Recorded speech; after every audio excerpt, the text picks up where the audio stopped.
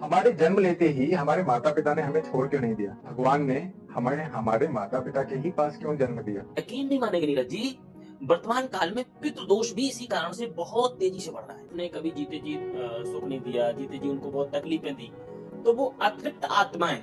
नमस्कार दोस्तों, देवप्रयाग फाउंडेशन के इस पॉडकास्ट में आपका स्वागत है। Let me ask you a question.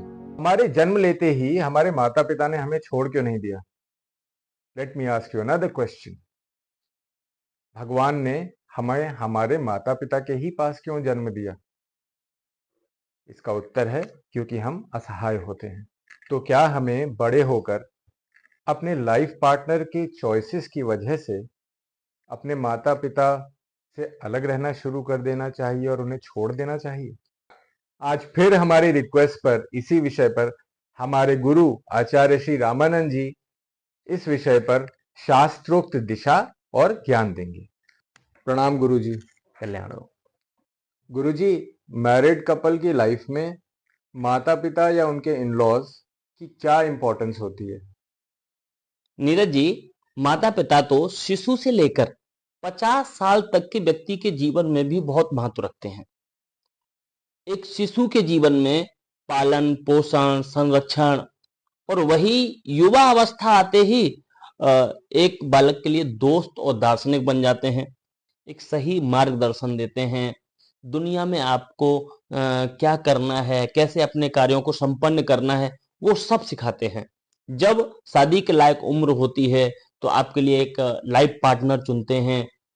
नवविवाहित बहू को अपने घर के संस्कार देते हैं, अपनी परंपराओं को सिखाते हैं और इतना ही नहीं, परिवार में सबके साथ सामंजस्य कैसे बैठाकर चलना है, ये सब माता पिता तो ही सिखाते हैं। इसलिए माता पिता का तो जीवन में बहुत इंपॉर्टेंस है। लेकिन गुरुजी, आजकल ऐसा कल्चर हो गया है जिसमें अंडरस्टूड है कि कपल शादी के बाद 80% कपल अपने माता पिता से अलग ही रहेगा। वेस्टर्न कंट्रीज में तो ये शुरू से चला आ रहा है, पर भारत में ये कल्चरल शिफ्ट क्यों हो गया है? देखो, बात फिर वहीं आ जाती है। आजकल किसी के अंदर सहनशीलता तो बची नहीं है। एक नवविवाहित जोड़ा एक ज्वाइंट फैमिली में या लड़की अपनी ससुराल में रहेगी तो थोड़ा अनुशासन में तो रहना पड़ेगा, और ये किसी को सहन नहीं होता है। जबकि आप अपने माता पिता के बीच में जब रहते थे तो भी तो आप अनुशासन में ही रहते थे। फिर ससुराल में इतना क्यों खराब लगता है? क्योंकि धैर्य और सहनशीलता बिल्कुल क्षीण हो चुकी है। धैर्य और सहनशीलता का विशेष साधन है योग और ध्यान, और वो तो जाने कब से हमने त्याग दिया है। तो गुरुजी, आपके अनुसार जो न्यूक्लियर फैमिली का कॉन्सेप्ट इंडिया में आ गया है, इसके कोई नुकसान हैं क्या? और अगर इसके कुछ नुकसान हैं तो वो क्या हैं?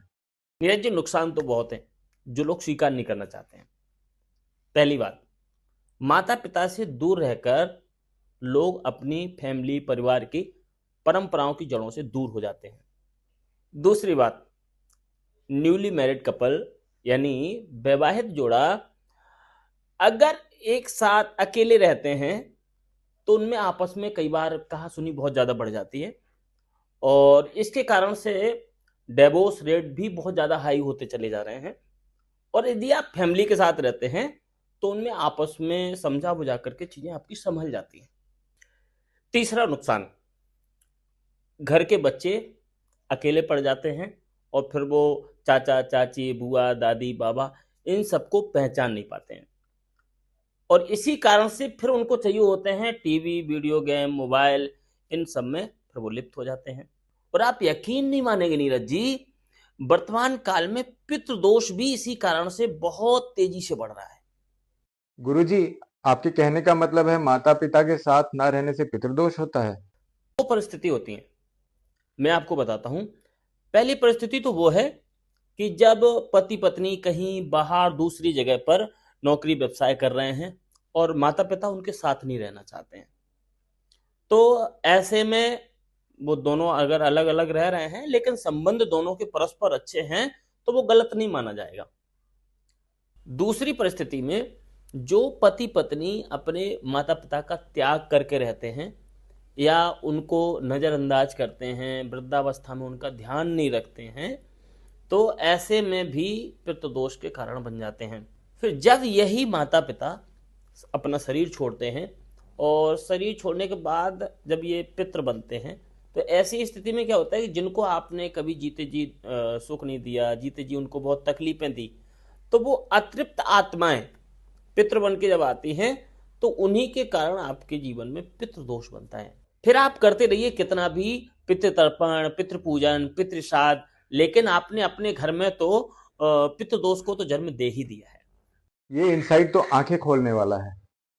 अपने माता पिता को अधेड़ अवस्था में छोड़ देने का, उनके हाल पर उनको इग्नोर करने का ये जो कल्चर है, इसकी वजह से तो परिवार में पितृदोष जन्म लेगा। नीरज जी, ऐसे ही नहीं कहा गया, सर्व तीर्थमयी माता सर्वदेव मया पिता मातरम पितरम तस्मात् सर्व यत्नेन पूजेत। अर्थात सभी तीर्थों की पवित्रता में भी अधिक पवित्र है माँ। सर्व तीर्थ सर्वदेव मया पिता, सभी देवताओं में सबसे श्रेष्ठ अगर दर्जा किसी को दिया गया तो वो पिता को दिया गया, या पिता में ही सारे देवता प्रतिष्ठित है। सर्व यत्नेन पूजेत मातरम पितरम तस्मात्, इसलिए प्रत्येक हर तरह से सारे यत्नों से माता पिता को, व्यक्ति को सर्व सुख देना चाहिए, उनका ध्यान रखना चाहिए, उनका पूजन करना चाहिए भगवान की तरह। Guruji, thank you so much for joining us in this podcast today. ये पॉडकास्ट करके मेरे मन को इतनी शांति मिली कि जैसे मैंने अपने माता पिता के साथ दुनिया के सभी माता पिताओं के इम्पोर्टेंस बयान करी है, जो वे खुद नहीं बोल पाते हैं।